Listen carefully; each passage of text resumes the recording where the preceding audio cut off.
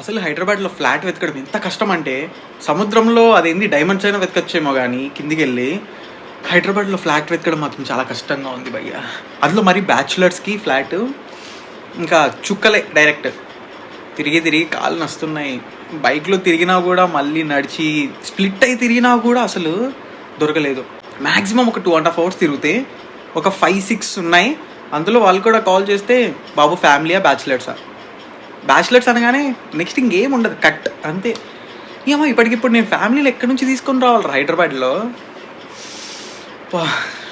చుక్కలు కనబడుతున్నాయి నిజంగా.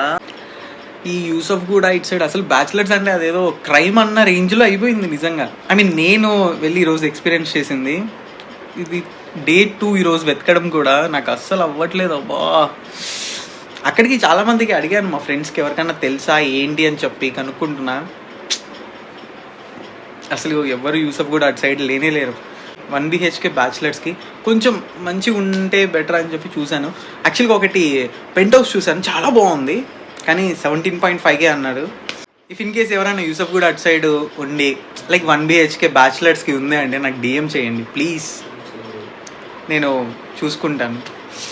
యూసఫ్ కూడా గాయత్రి హిల్స్ అటు సైడ్ కొంచెం, ఓకేనా? చలో, thank you in advance, bye.